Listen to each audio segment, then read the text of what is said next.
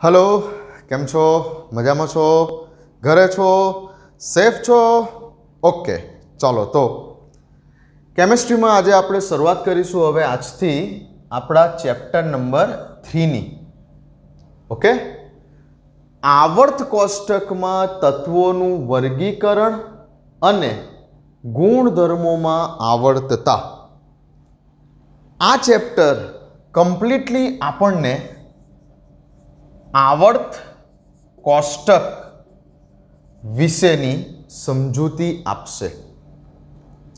M एक रीते कही शकाय कि खूब नानू चैप्टर है ओके बट आगळ जता केमिस्ट्रीना कॉन्सेप्ट ने समझवा माटे खूब इम्पोर्टंट चैप्टर है।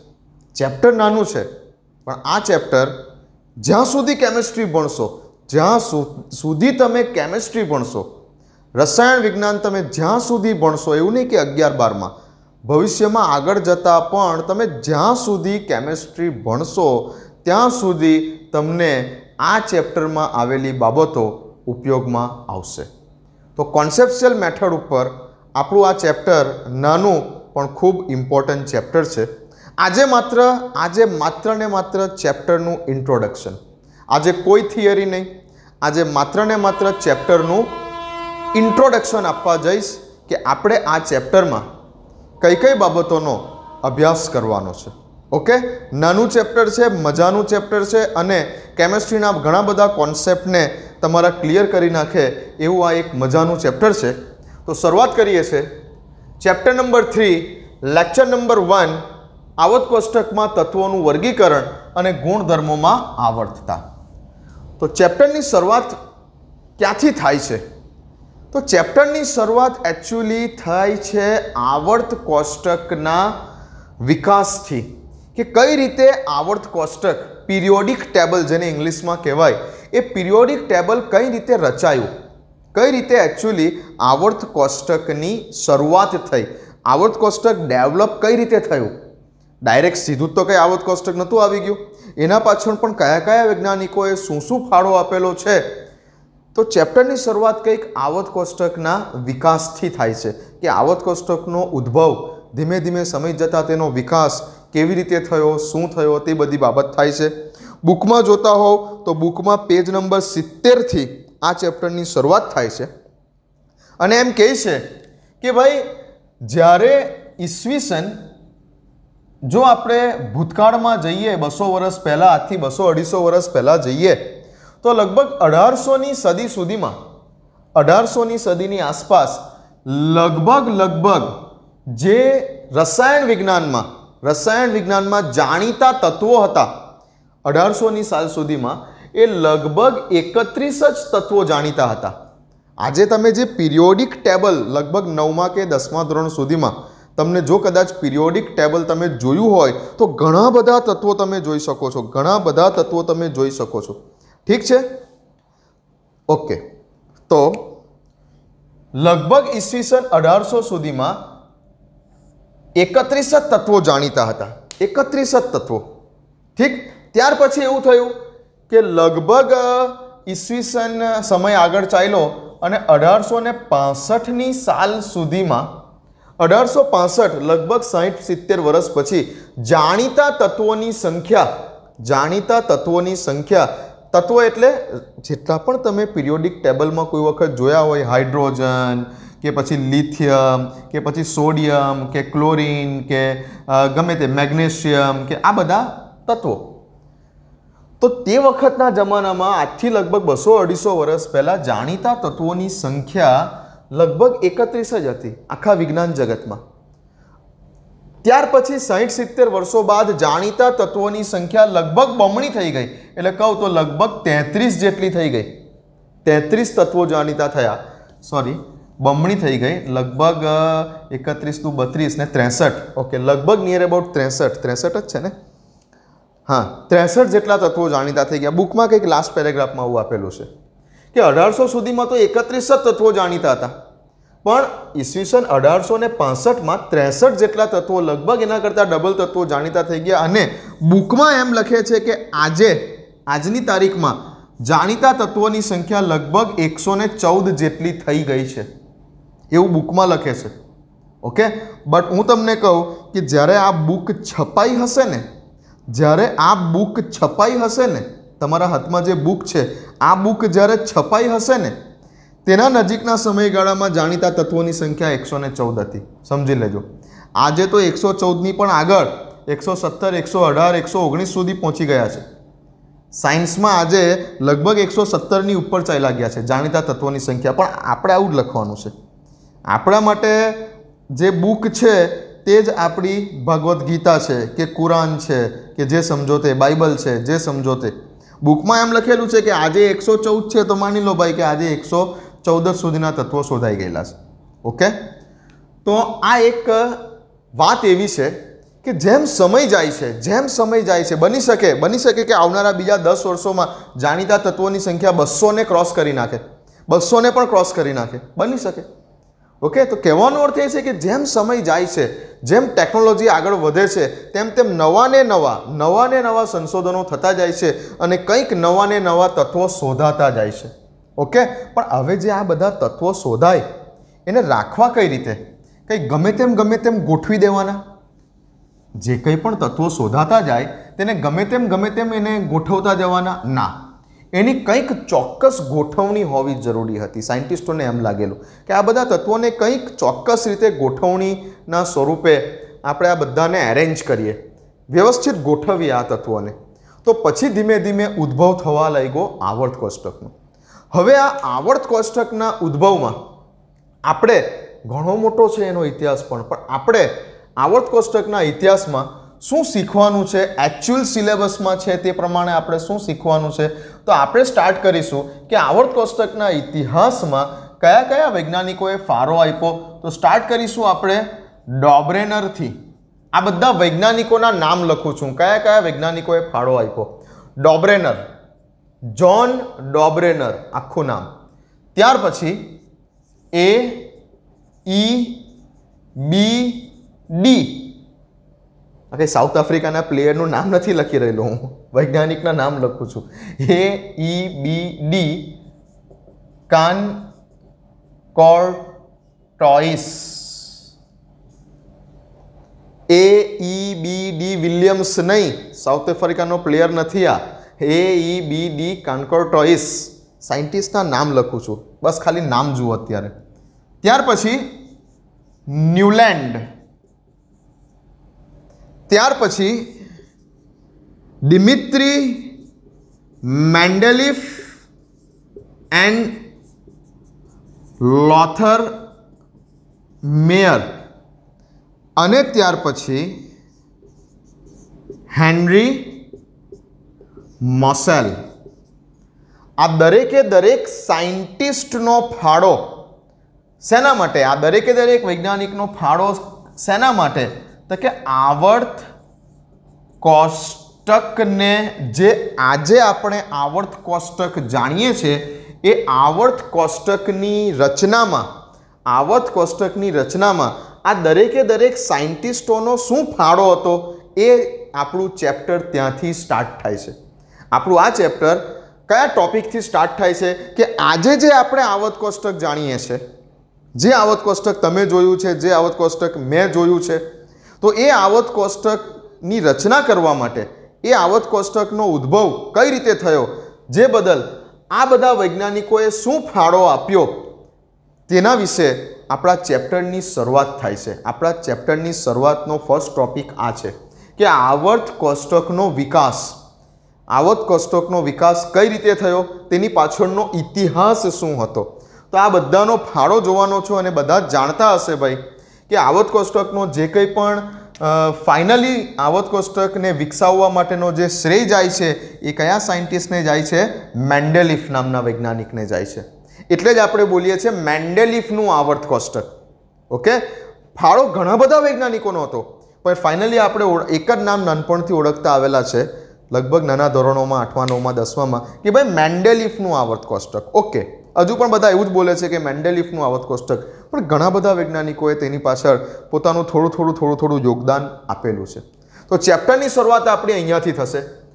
ઓકે, ડોબ્રેનરે શું કરેલું ટૂંકમાં સમજીશું, 2-3 લાઈન લખીશું, અને શું કરેલું, ન્યુલેન્ડે શું કરેલું, મેન્ડેલિફ લોથરમેયરે શું કરેલું અને હેનરી મોસેલનો શું ફાળો છે.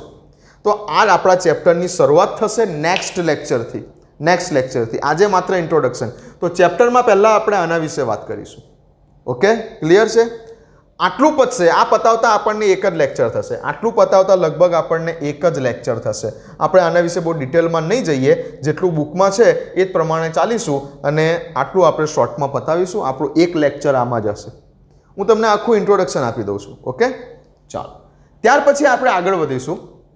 તો શું શીખીશું હવે આપણે આગળ ચેપ્ટરમાં? તો હવે આપણે ચેપ્ટરમાં શીખીશું, આગળ જતા આપણે ચેપ્ટરમાં શીખીશું આવર્ત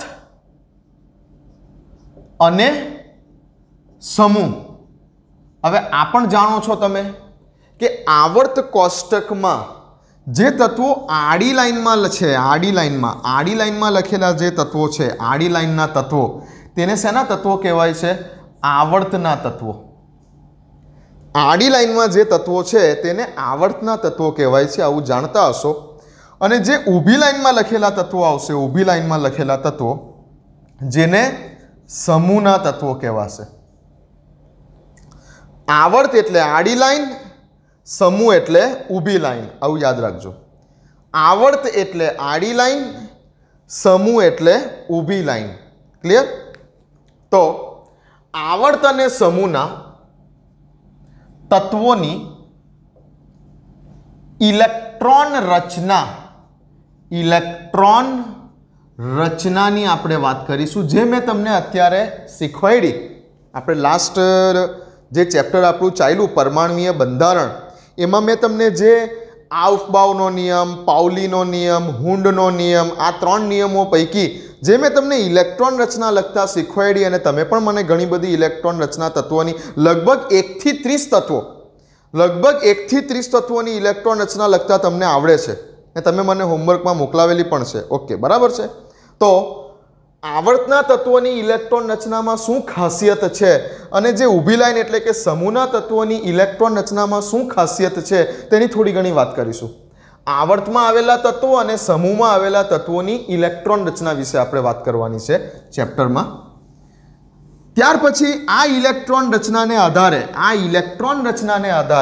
જ ઇલેક્ટ્રોન રચનાને આધારે આવર્ત કોષ્ટકમાં તત્વોનું વર્ગીકરણ કરેલું છે. કોને આધારે? આ જ ઇલેક્ટ્રોન રચનાને આધારે.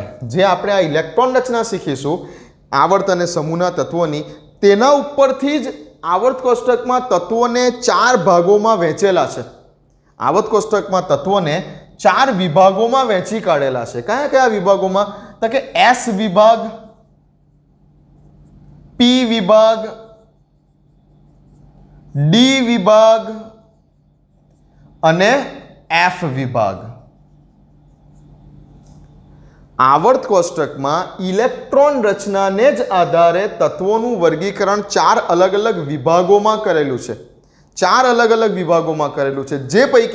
જે પૈકી તમારે આખું એક ચેપ્ટર છે 11મા ધોરણમાં એસ વિભાગના તત્વો. એક આખું ચેપ્ટર અલગથી છે એસ વિભાગના તત્વો. પી વિભાગના તત્વોને 2 ભાગમાં વહેંચેલું છે. અડધું ચેપ્ટર 11મા ધોરણમાં છે અને અડધું ચેપ્ટર 12મા ધોરણમાં છે. આખું આ એક અલગ ચેપ્ટર છે આપણું. એસ વિભાગના તત્વો ધોરણ 11નું ચેપ્ટર. પી વિભાગના તત્વો જેને 2 ભાગોમાં વહેંચેલું છે, 11મામાં અડધું અને 12મામાં અડધું. એ જ રીતે ડી વિભાગના અને એફ વિભાગના તત્વો. ડી વિભાગ અને એફ વિભાગના તત્વો જે પણ આપણું 12મા ધોરણનું ચેપ્ટર છે, 12મા ધોરણનું ચેપ્ટર. ઓકે, તો આપણે થોડીક વાત આ પણ કરવાની છે. ક્લિયર છે? તત્વોનું વર્ગીકરણ જે 11મા ધોરણમાં તો સિમ્પલ આપણે આ 4 વિભાગોને શોર્ટમાં અત્યારે આ ચેપ્ટર પૂરતું આપણે આ 4 વિભાગોને શોર્ટમાં શીખવાના છે, આ ચેપ્ટર પૂરતું. ત્યાર પછી આગળ જતા એક આખું નવું ચેપ્ટર આવશે એસ વિભાગના તત્વો, આગળ જતા આવશે પી વિભાગના તત્વો, 12મામાં જશો આવશે ડી વિભાગ અને એફ વિભાગના તત્વો વગેરે વગેરે. ક્લિયર છે? ચાલો, તો તત્વોનું વર્ગીકરણ શીખીશું આપણે. ઠીક છે? આગળ જઈશું ચેપ્ટરમાં શું શીખીશું આની આગળ જતા લખી લેલા છો? ચેપ્ટરનું ઇન્ટ્રોડક્શન હટી જાઓ, લખી લો.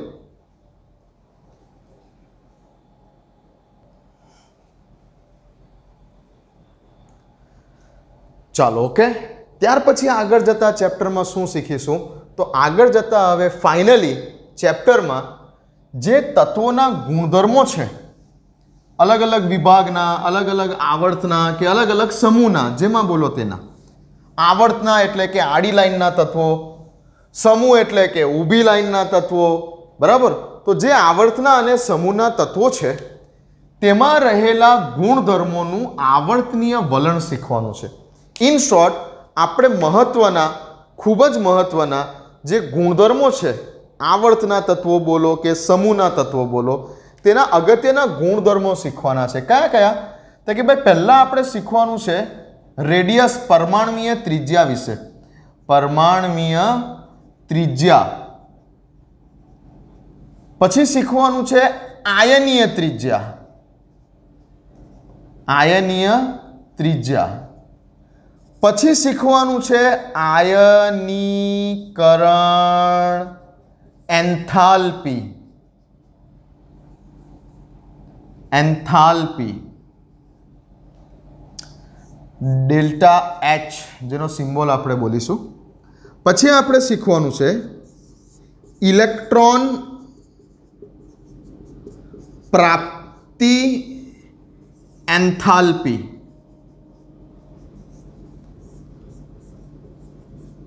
ડેલ્ટા EGH, જેનો સિમ્બોલ હશે. અને પછી આપણે શીખવાનું છે વિદ્યુત ઋણતા.